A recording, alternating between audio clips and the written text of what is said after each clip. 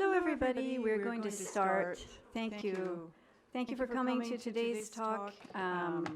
We're so happy to have our guests with us, Dr. Suad Amiry, architect and founder of the organization Riwaq, and Shata Safi, architect and co-director of Riwaq. So we really look forward to your talk today. And unfortunately, your colleague, Mr. Michel Salami, who is senior architect and restorer, was not able to get a visa, and we're sorry for that. That's a loss for us. So I'm going to give you just a very brief intro, and my name is Samira Al-Qasim, and I'm the program manager here. And I'm not going to repeat everything that's on the flyer because you've read it, right? There's no need to repeat it, but I will just say briefly that our speakers are giving a talk about the important work of the organization Riwaq, which does historical preservation. It's based in Ramallah, works to restore Palestinian homes and buildings, and was founded in 1991, focusing on preserving Palestinian collective memory through projects that document and restore architectural heritage sites across the West Bank and Gaza. It's distinguished by its focus on rural areas in Palestine and job creation, a dual focus, through which it raises awareness about cultural heritage as a pillar for Palestinian identity and collective memory. Very unique organization. Great. So Dr. Suad Amiry, she's spoken here before. You may know her as the author of a book that you may have read.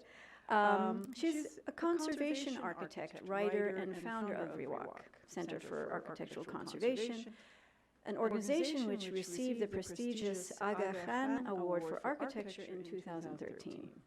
She taught architecture in the Department of Architecture at the Graduate School of Architecture and Planning at Qalandia University, and at University of Jordan, and at Birzeit University. She is the author of several books on architecture, the latest of which is called Peasant Architecture in Palestine, Space, Kinship, and Gender. It came out in 2018. Her nonfiction books include acclaimed memoir, Sharon and My Mother-in-Law, which received Italy's renowned literary award, the Via Reggio, in 2004, and her other book, or her latest nonfiction book, My Damascus, which appeared in Italian, English, and Maltese, and has been translated and published in Arabic in early 2019. And she also gave a TED Talk, TEDx Ramallah, where she delivered the talk, My Work, My Hobby, end quote. Ms. Shata Safi is an architect currently working as co-director of Riwaq, which she joined in 2008. She received a Bachelor's of Science in Architectural Engineering from Birzeit University and an MA in World Heritage and Cultural Projects for Development from the International Training Center in Turin, Italy. Ms. Safi has directed and worked on different projects, including the rehabilitation project of Beit Iksa, Hajja, Birzeit, and Qalandia. So thank you very much for coming, and we look forward to your talk. Oh, and lastly, we're passing around this sheet of paper to ask you to please put your name and email address to be on their mailing list. Thank you.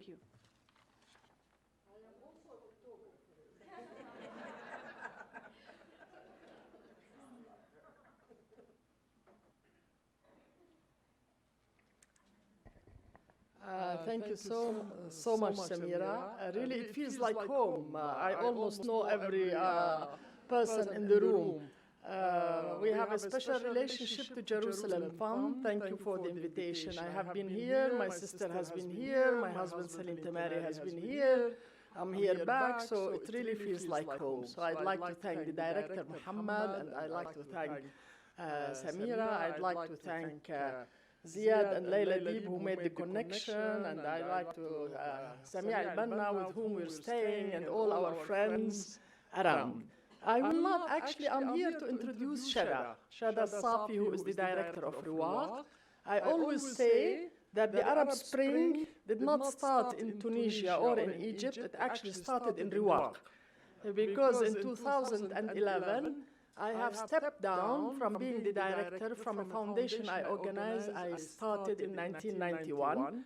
And in 2011, I decided it's time to give the leadership or my dictatorship, actually, to the younger generation. And that's why we have Shada today, who's almost 34 years old, and we're very proud to have such a young woman director. When I stepped down, they asked me, Suad, what is your legacy? What do you want us to keep in this organization? And I said, one thing. I want a woman leadership in this organization. Not only, at least there should be 60% women architects in this organization, and the director, if we have also the habit of having co-directors.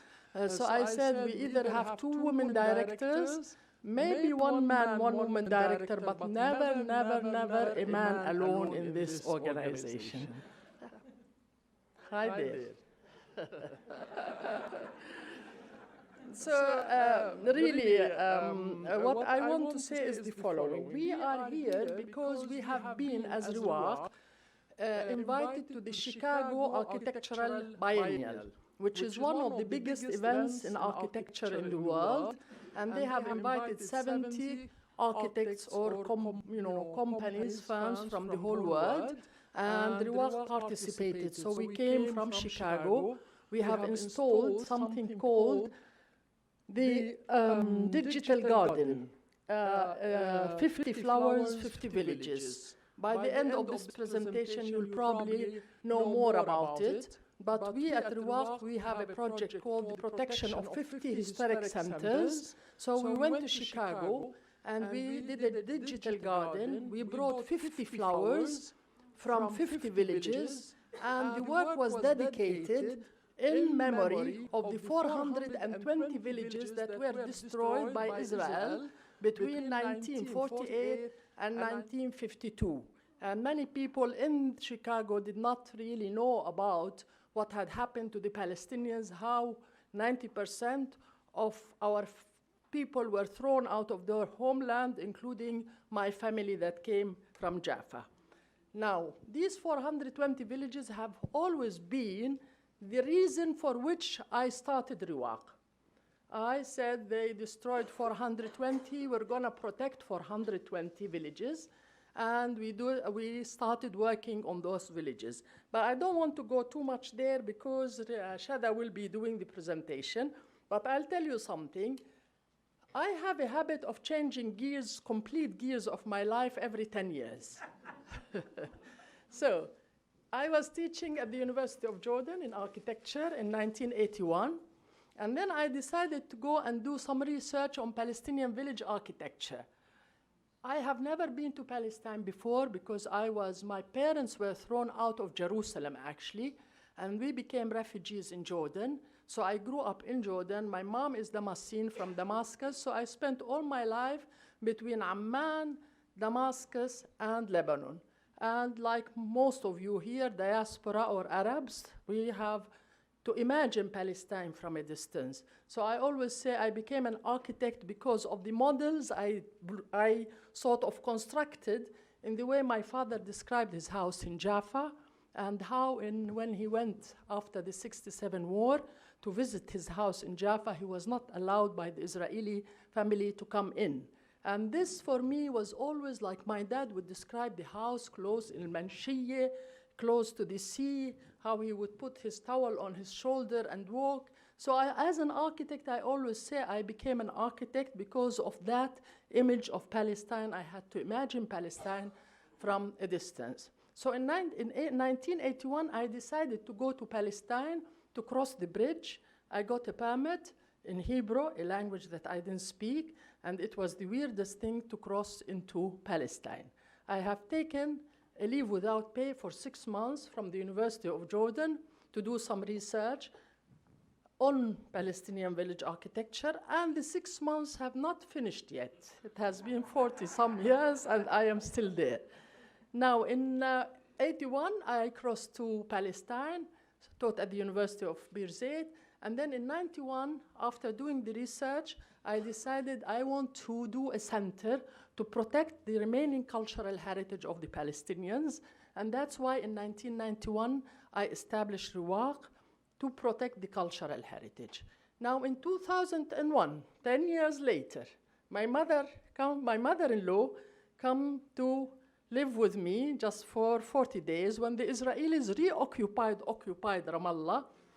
My mother-in-law was 91 years old. She was living on her own, and her house was very close to Arafat's compound. So the Israeli occupied that area, and they were bombarding day and night. And eventually, I had to bring my mother-in-law to come and stay with me. The Israelis imposed a curfew of 44 days, and I always tell the Israelis, I may forgive you one day for all the atrocities you did for us, but I shall never forgive you for the 44 days that my mother-in-law stayed with me, which made a writer out of me. So every day I was writing one story about the Israeli occupation, and next day I was writing a story about my mother-in-law, the internal occupation that happened in my life. So I ended up with a book called Sharon and My Mother-in-Law, and that's how I became a writer. So in 2011, I decided enough Riwaq. I passed on my dictatorship and went to do a full-time writer. Thank you very much. Thank you. Okay, just a word about Shada. Shada, really, I just want to tell you, in 2011, when I decided not to be the director, I went to the board of trustees, and I told them I'm stepping in, and no, Suad, you can't. The organization will not go on. And then I said, okay, there was a prize for Riwaq. They asked me to receive the prize, and on the stage I sat there. There were audience, there were TV, name it. And on it I said, thank you for giving me this prize, but this is the last day of my day in Riwaq. And I named two co-directors before Shada, Khaldoum Bshara and Fida stand up. They stood up, and that's how they became directors.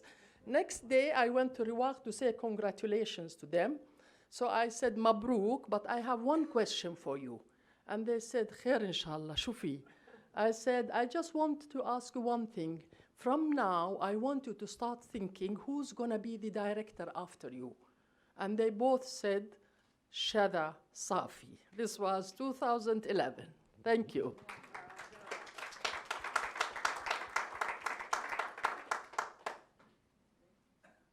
So, hello, how are you? Are you sure you retired, Suad?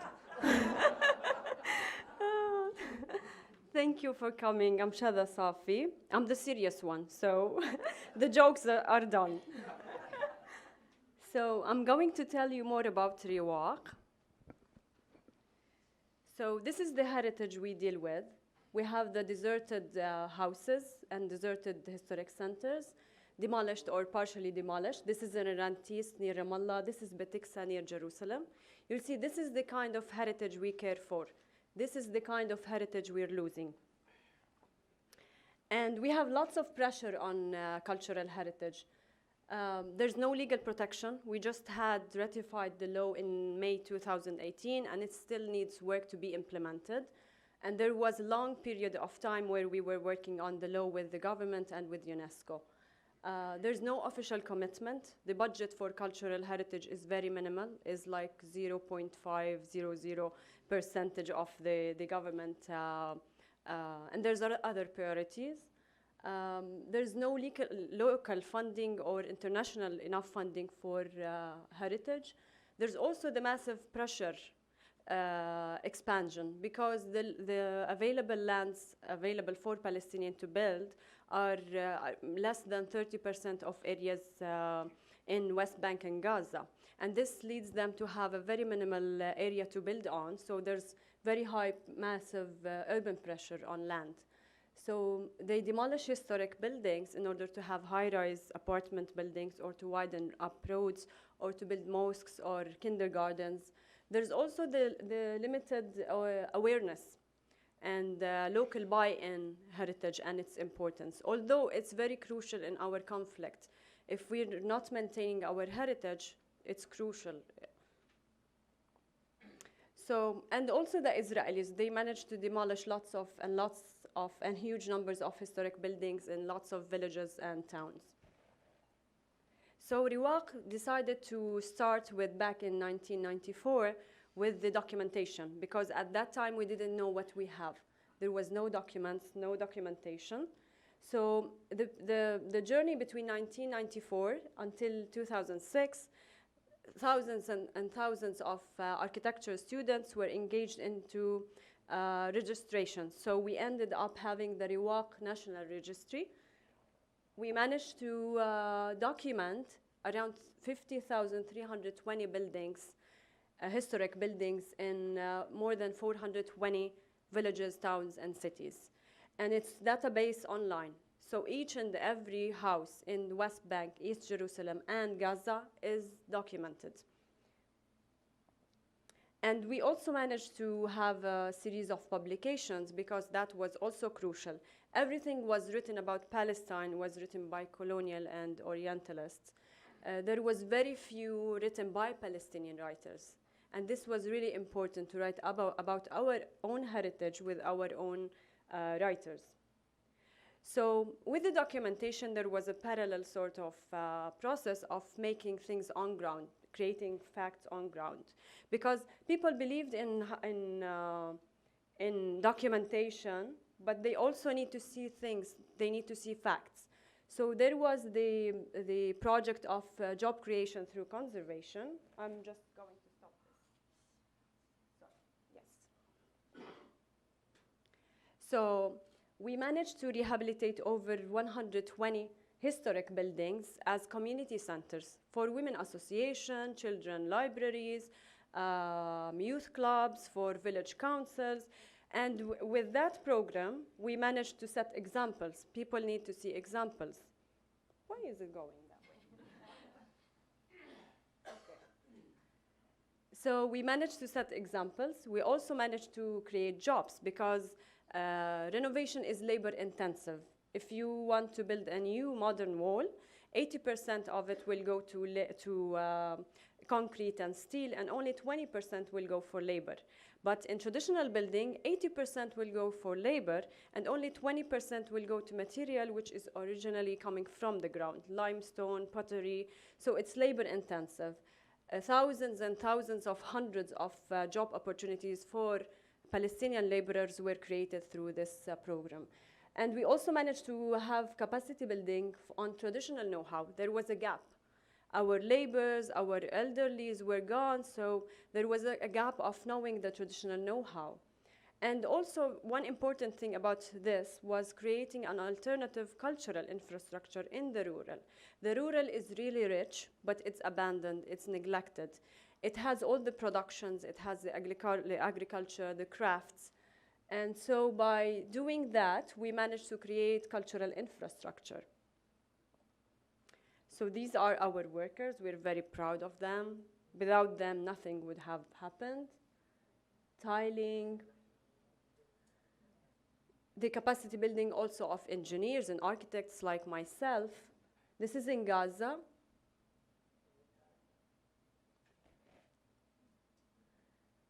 Lots of variety of trainings. This is Sebastia. I'm going to show you a bit of visuals of how the buildings we renovate, how they look like before renovation and how after renovation. This is Sebastia, a throne village. It has the Qasr al-Kayed, and this is after renovation. You'll find decent places for people to interact. This is Qasr al-Kayed again, the other side of it. And this is through renovation. Lots of engagement with our laborers, and this is after renovation. People are very proud of their places. They're willing to come back. This is in Jalboun, Jenin area. It's also a special kind of rural houses. And this is after renovation. And focus on the public space created through these renovation projects. They teach French in that. Everybody in Jalboun know French because of this. This is Kufr Laqif. Also, we had an environmental aspect in our designs because traditionally the houses are really environment. They thermal comfort, they use environmental material, they're recyclable, so we follow what we have. This is an Asira al-Shamaliya. This is a neighborhood, a residential neighborhood. And this is how it looked like before our intervention. And this is after renovation. So the authenticity of the space is kept. It's cleaned up, and it's styled, it's designed for them to decently have a social interaction and dialogue. This is Na'lin Qasr al-Khawaja. It's another important throne village. And you can see it's demolished. We still have the stones. We managed with the training and having the traditional know-how on reconstructing the building with the same stone. Go back. I like this building. This is Qasr al-Na'lin again. It's used by Al-Qattan. They have a cultural organization for youth. This is in Taiba. You see also sometimes we have concrete additions. We also deal with them. So we uncover, and you have decent places for people. I'll show you more visuals now. This is Tul Karam. If you look at this, you'll feel desperate. What will I need with this structure? But after renovation, the original structure is kept, uncovered. There's a transparent sort of barrier to create more privacy. This is in Bir Zayt. We always dream about the Shami Buyut and the places in Syria and Al-Bayt al-Bahri, but after renovation, you'll have very nice places from the interior as well. So this is Bir Zayt, a guest house owned by the municipality. This is Bir Zayt 2. This Haush or courtyard is called Haush al-Atam, the dark courtyard, because it was dark. People around them used to dump their rubbish and their sewage in it. And after renovation, it's a residency for Bir Zayt University. Riwaq also managed to have a residency room inside the building. So we have a residency for artists, writers, researchers to come and explore and spend time in Palestine and then create. So this was perfect for us, but we also discovered that it was not enough. We're losing more and more. We're having more demolition. People are not aware of their heritage. We had some visits where we're very rich of high numbers of historic buildings, and we discovered today that we're having only 40 of 400. So we started to have a parallel program called the 50 Village. If you remember the 50,300 buildings in 422 villages, they're not distributed evenly. So you have villages with higher numbers of historic buildings. We decided to focus on the most 50 significant historic buildings, centers. By protecting these 50 villages, we'll be protecting 50% of cultural heritage in Palestine. And that was the goal and the dream of Riwaq. And I'm happy to share with you that today we're in village number 20. So we started working on the rehabilitation of the historic centers. So we approached the village as a whole. This is Abwain. We approach the whole historic fabric. We work on the alleys, on the public spaces, on preventive conservation for the whole context. شوي الصور I'm not able to control them, to be honest. There's a slideshow, and I told it to stop.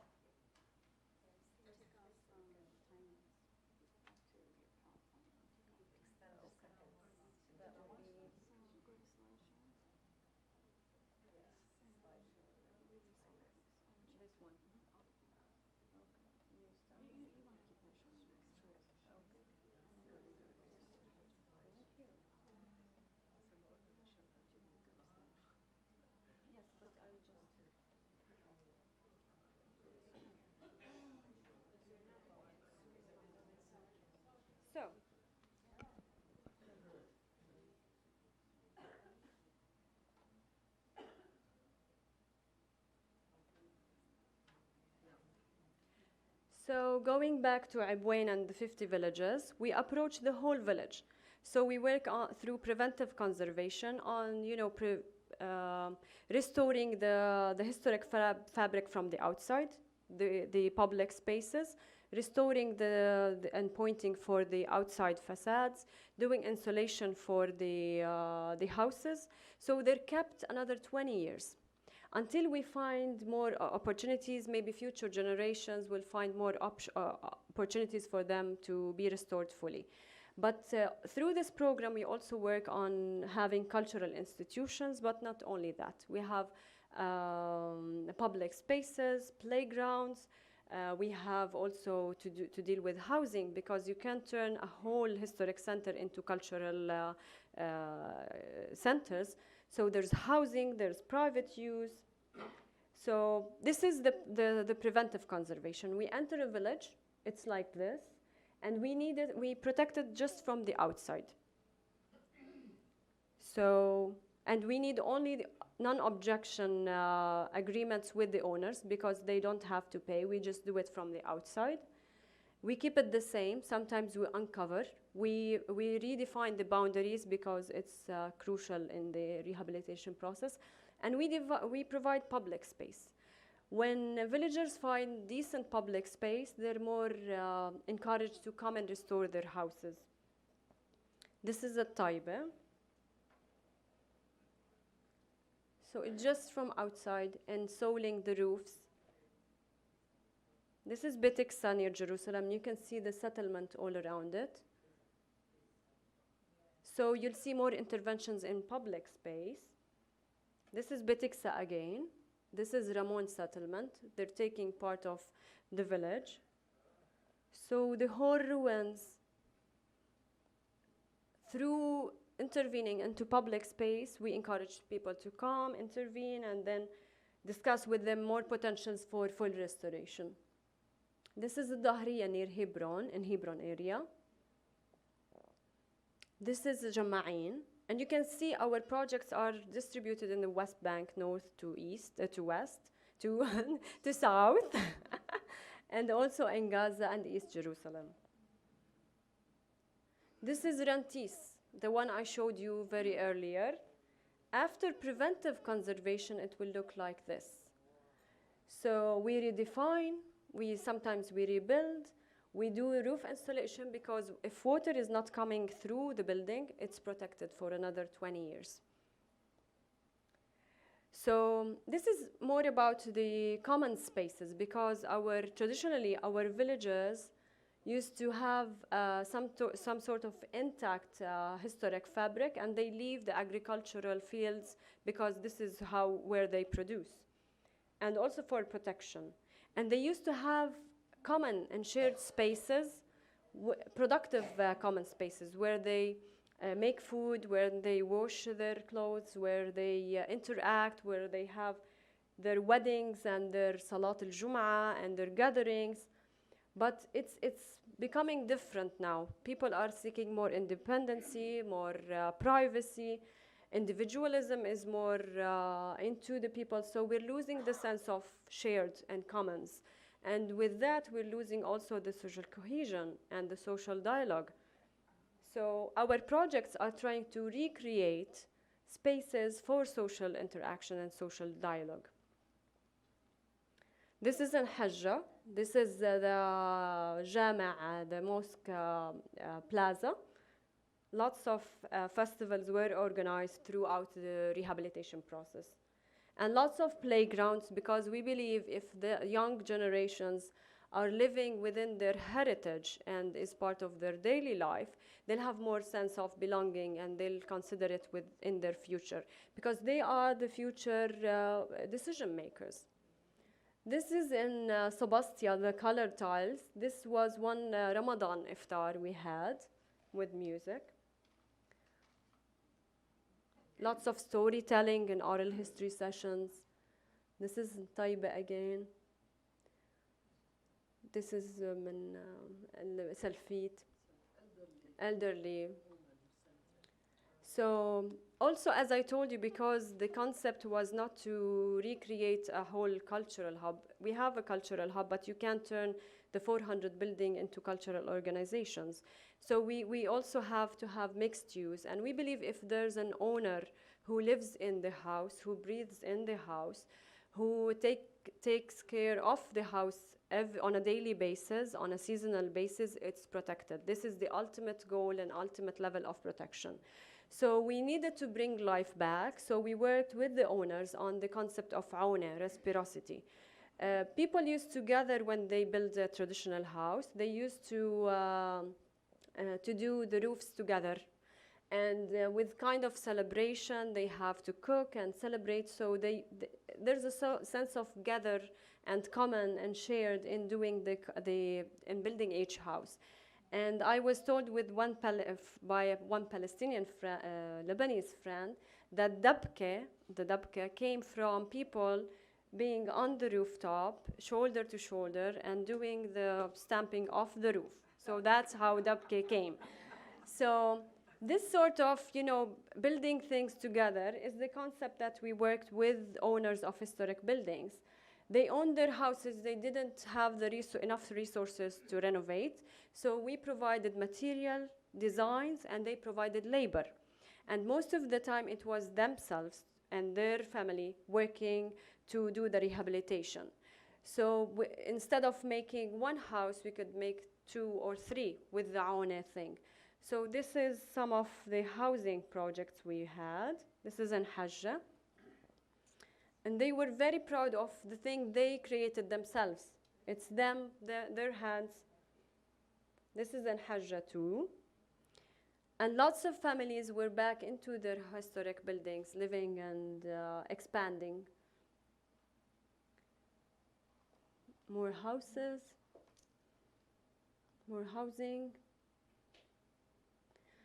So we are very responsive, and the demand and the challenges for the cultural heritage sector is very huge. So we also work on the cluster since 2012. We've been working on the cluster of East Jerusalem villages, trying to connect the villages, because these villages, Al-Jib, Qalandia, Kufr Aqab, and Jaba, and Beit Hanina, they had Jerusalem as their hometown. And this relationship was cut because of the Israeli occupation, because of the separation wall.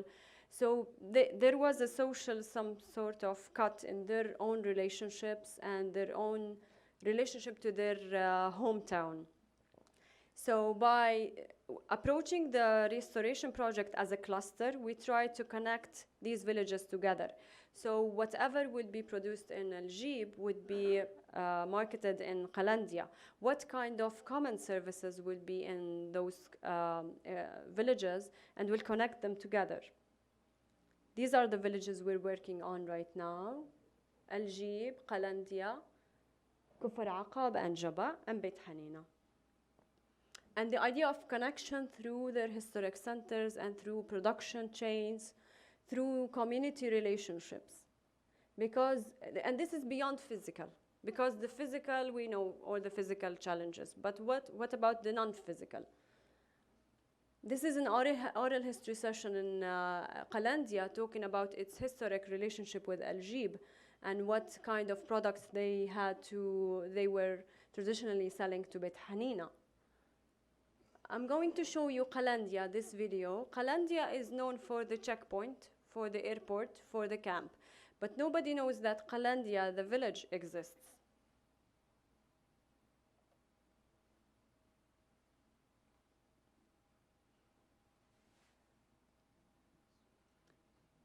And you can see all the contradictions. You can see on that side Kufr Aqab. You can see the wall on the other side. And the airport on that side.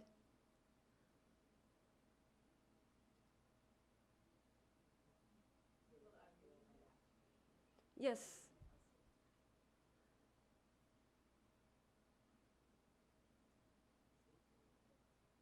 Which direction are we looking at now? Qalandia towards, that's Kufr Aqab, west to east.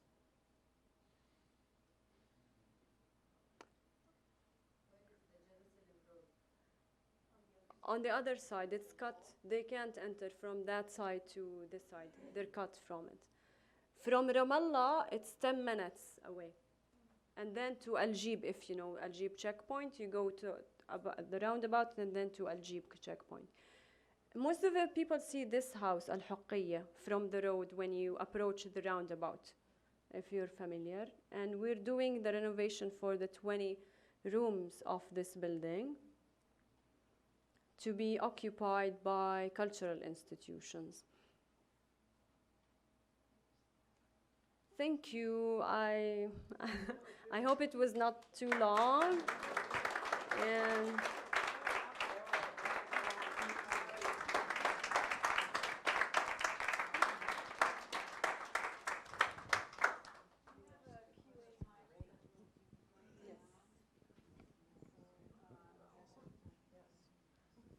just wondering where the funding comes from.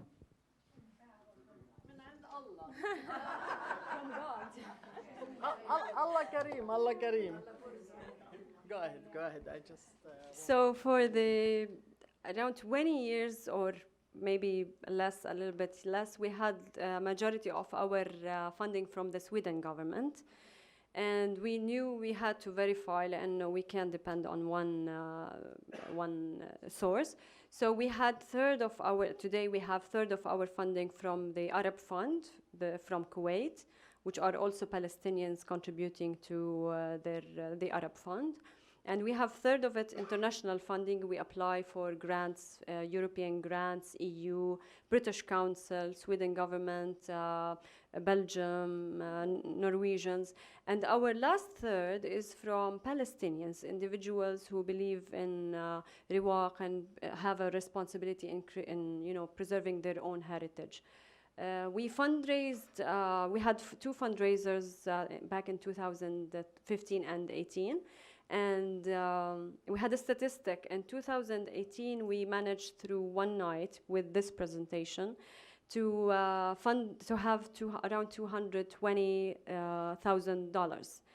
80% of this money came from the contractors we work with, the laborers we work with, the municipalities and villages we work with. Because they believed whatever they give us will come back to them. They believed in our work. So we still.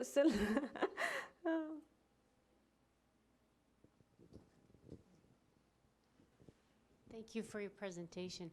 Are any of these villages uninhabited or abandoned and being restored? And are any of them in Israel, or they're only in the West Bank? Most of them are deserted. They're empty, most of them. Yes, to some extent, some of them, like Asir al-Shamaliya, you'll find some historic buildings inhabited, but surrounded with, abandoned historic buildings. Because people seeking independency and privacy left their historic centers to build new houses, apartment houses. So we work in West Bank, in Gaza, and East Jerusalem. And mostly the areas we work with are area A and B. But in some cases, some villages are in area C, like Betiksa, like Betiskaria, like Nabi Samuel. So in Gaza, for example, we work through Skype because we can't enter. In Betiksa, there's a checkpoint towards Betiksa, and you had to enter through one road and come back. So the work that took 1 month, usually it takes 1 month, took around 1 year in Betiksa because we were, kicked out every time we tried to enter. So that's how the area we work in. In terms of documentation, we work over the historic Palestine. So you have the Khanat, Kitab caravans. You have lots of, like this one, for example, the wall paintings. It's more about Akka, Nazre, Java. So we extend to the 48 land through our documentation and through capacity building. We also work on capacity building for active groups who would like to renovate in the 48 land. But it's like abandoned property that you don't have to find? No. We work with owners.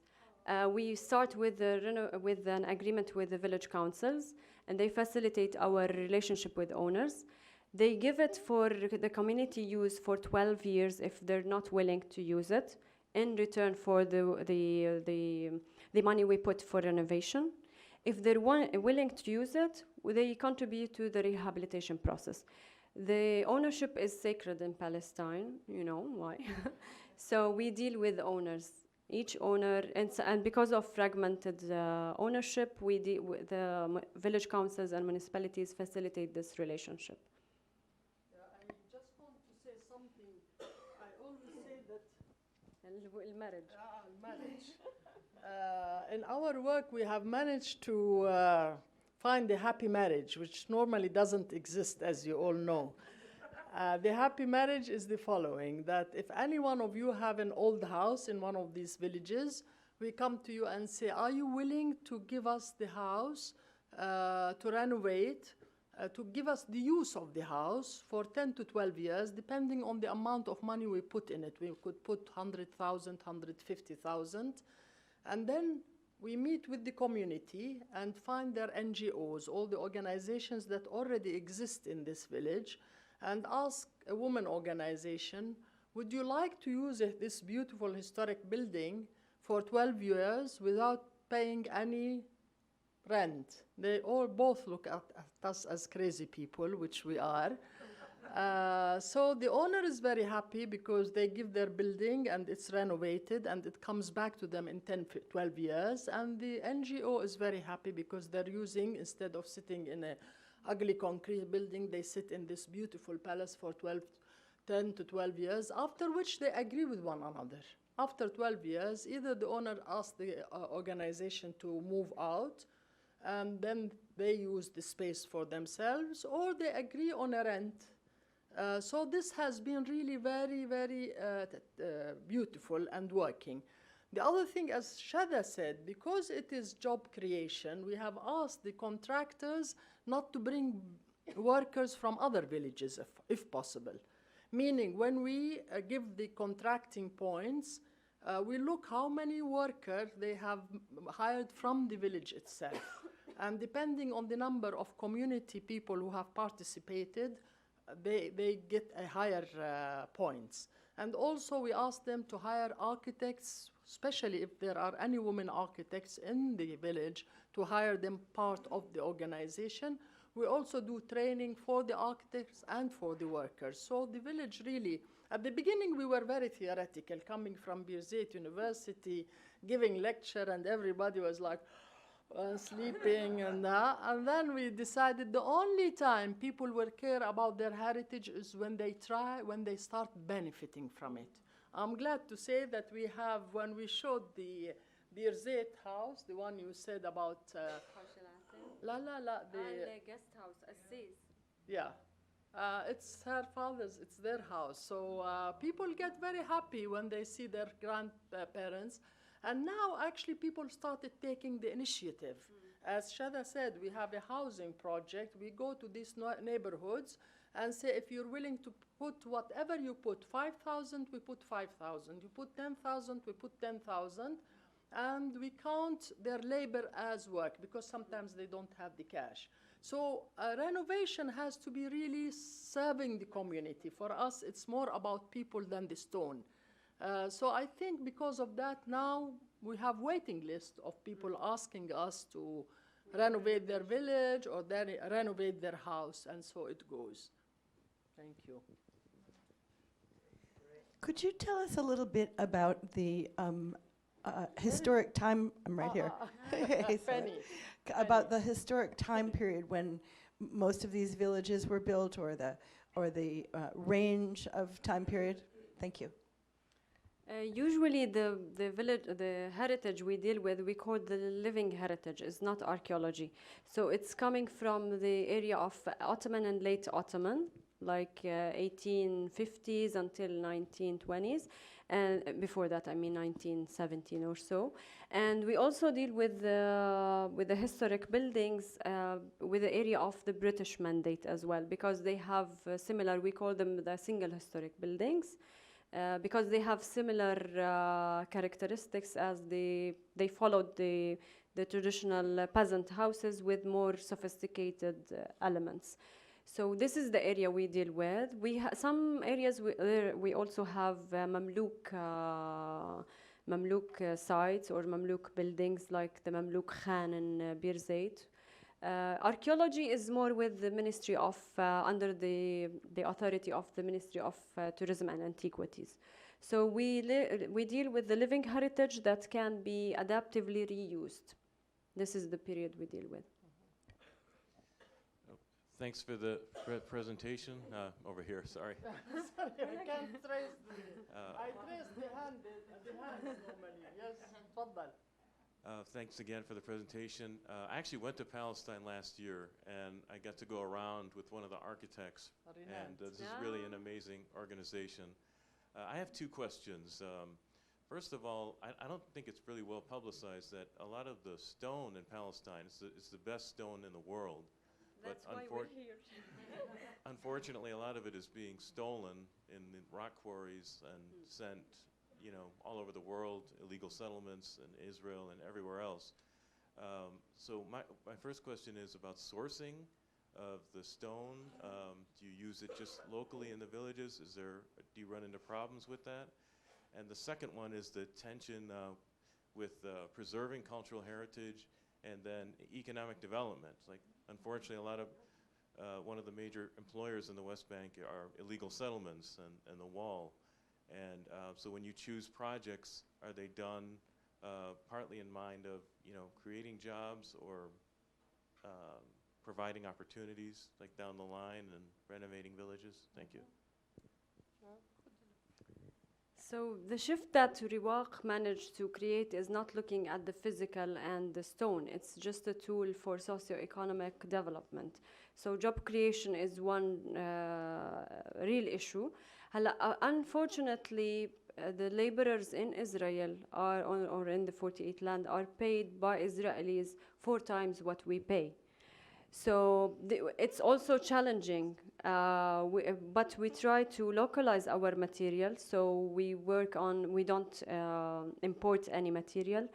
The metal, the wood, the tiling, everything is produced in Palestine. With that, we can enhance the amount of money going to Palestinians. This is one thing. The other thing would be about also the creating of jobs, for permanent jobs, but also temporary jobs through renovation, but also for permanent jobs for the cultural organizations we work in. We had a statistic that after renovation, around 4 times jobs were created for cultural institutions in Palestine because they had their premises in a renovated building. Instead of worrying about paying the rent, they hired more employees. About stealing the stones and the tiles, it always happens. Most of the villages we go for, you'll find the keystone on the wall, on the door missing, or the traditional sajjad, the colored tiling is missing. So there is this going, and we keep tracking by reporting to the ministry, but there's no sort of follow-up on that. There's not enough resources or not enough willingness to follow up on that, and it's their duty. I mean, we don't have authority in, you know, in stopping that. We don't have the real authority. About publication and exposure, I think that's really why we're here for. We're more into our work. We spend 90% or 99% of our time digging into the villages, but we need more publicity because people need to know about us, and they need to know that their heritage is in need for individual and institutional and international supports. So I hope I answered at least. Thank you for your presentation, and it's kind of a great example of using the stones again, about, you know, what's it called, sustainable, you know, And it's almost kind of poetic, you know. It's like the stones are like the Palestinian people, you know.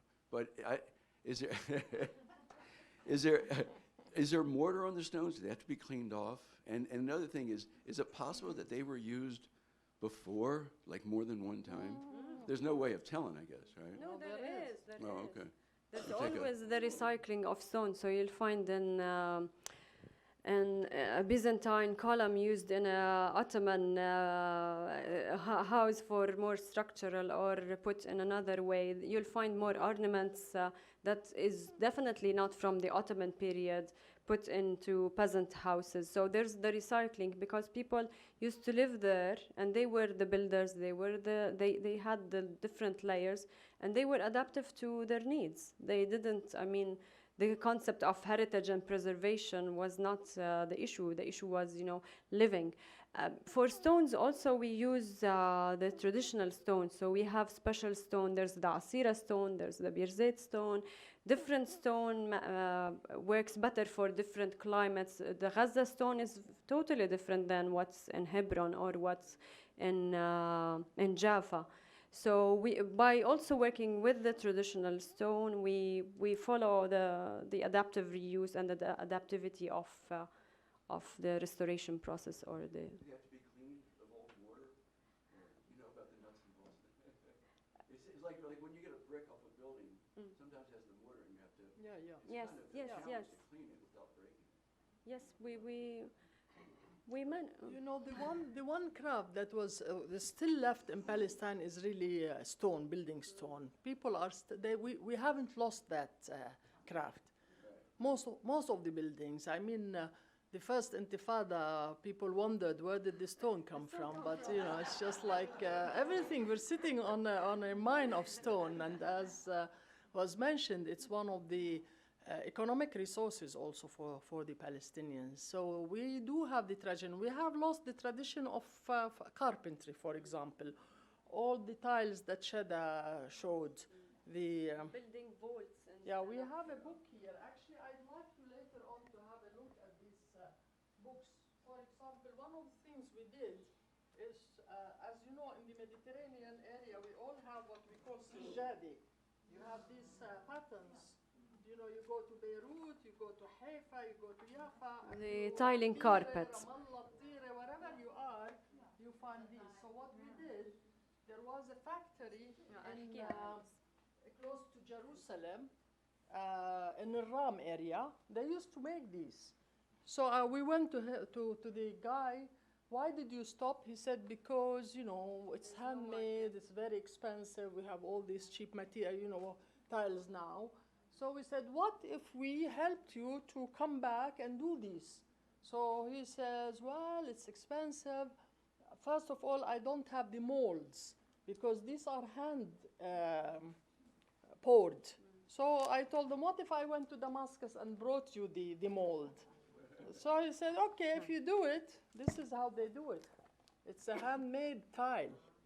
They pour the colors into the mold.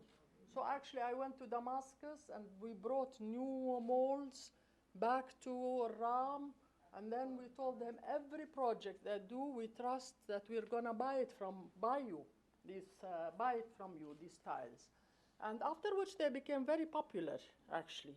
And the Israelis discovered them. So he sold the Israelis for like 250 or 300 shekels, and they sell it to us for 90 shekels, but don't tell anybody. So part of it is really bringing back all the tradition.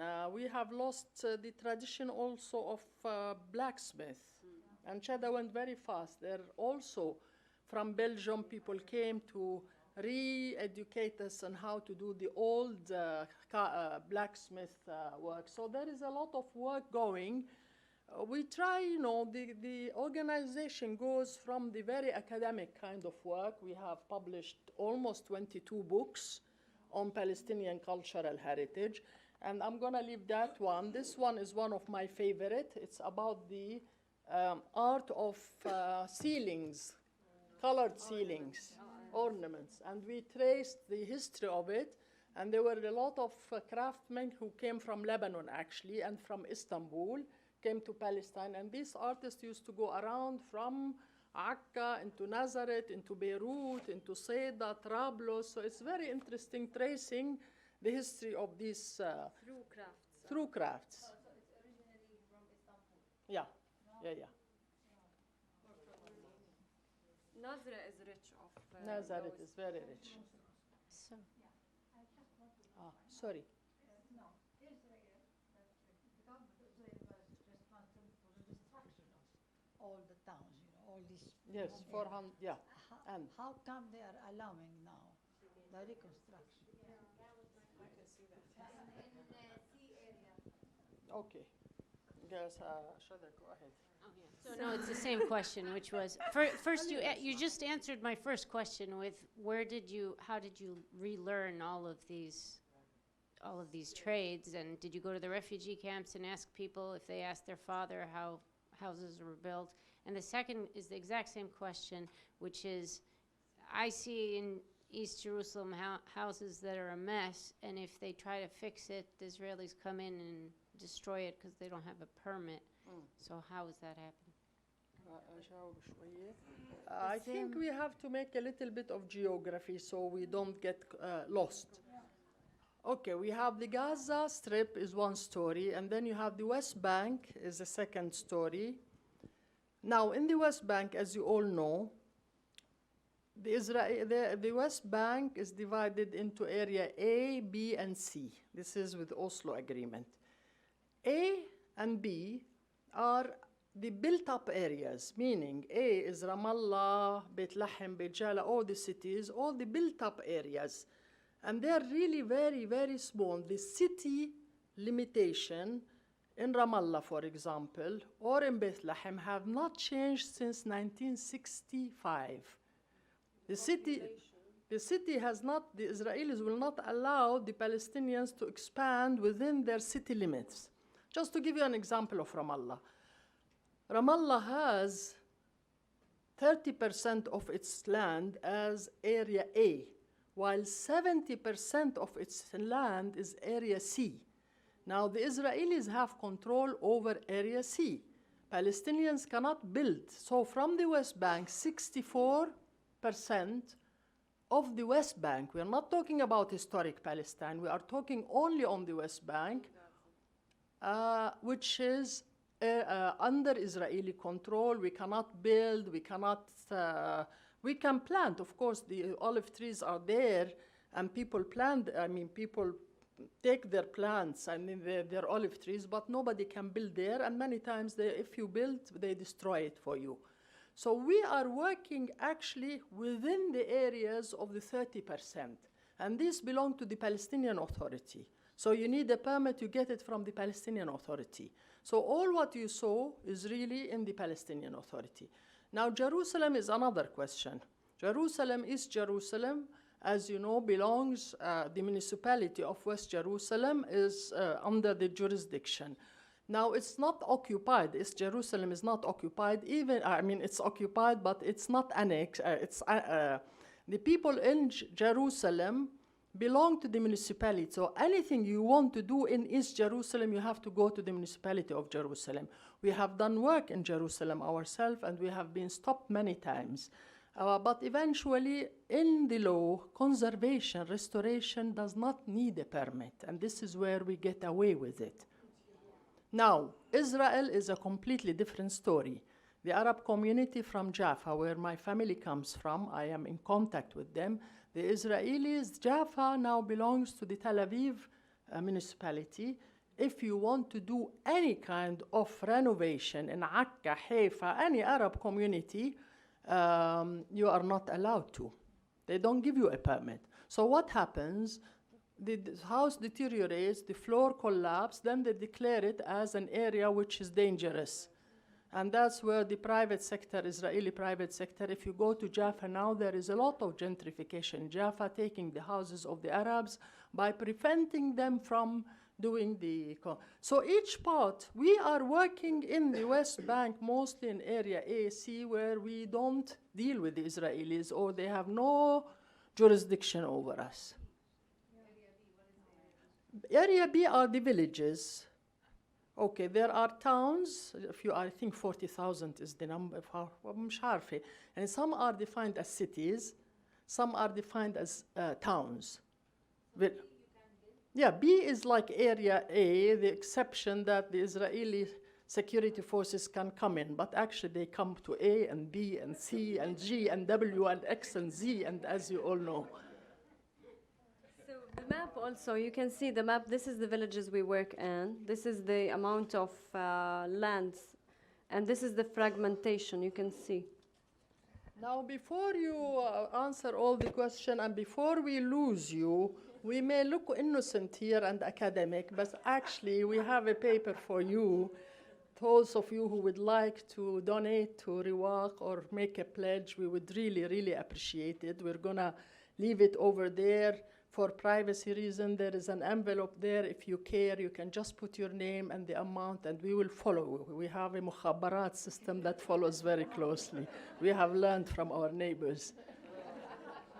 Who would be responsible for upkeep and maintenance of the renovated projects? The work we do is with total partnership with the community, with the users. We do, with our contract with the contractors, we have a 1-year maintenance, and then we teach the users how to do the maintenance, so it's their own responsibility. They consult us, and we have a free consultation. We come and consult them, but it's their, because you don't want to create dependency on, dependency structures. No, for the first 10 years, the owners, and sometimes the owners are the users when they work on housing or when they pay for partially the renovation. Yes, I have a question about the relationship between one resource and another, the stone and the water. Because I did, write on the water in Palestine, and one of the things that we were concerned about is that a lot of the quarrying actually can affect the flow, in the aquifers, and you will get more runoff, and so you won't be able to refill the aquifer. I mean, so how does this figure in your work? I know you don't have control over that, but it seems like everybody is happy that we have a lot of stones that we want to mine and we want to sell, but then we worry about soil erosion, other environmental. You're right. There should be a comprehensive sort of mindset when approaching a project. Usually the quarries are registered and qualified by the Ministry of Environment and also by Israeli. So there are specific places where quarries are allowed and not everywhere. If you consider the whole environmental approach to Palestine and to the planning process, there are some gaps that needed to be filled. In Riwaq's project, within our very limited boundary, we work on an environmental approach. We make sure we gather all the water, and we renovate historic wells or water tanks. But that's it for. To add to your concern, there's also another concern about our approach, the Palestinian approach of what they call it the land reclamation.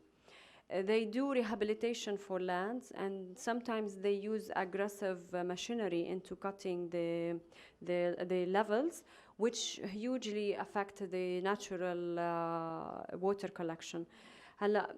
Also, another thing is that we don't have much control over water. The major water resources are controlled. Major water quarries or water are controlled by Israelis. We buy water from them.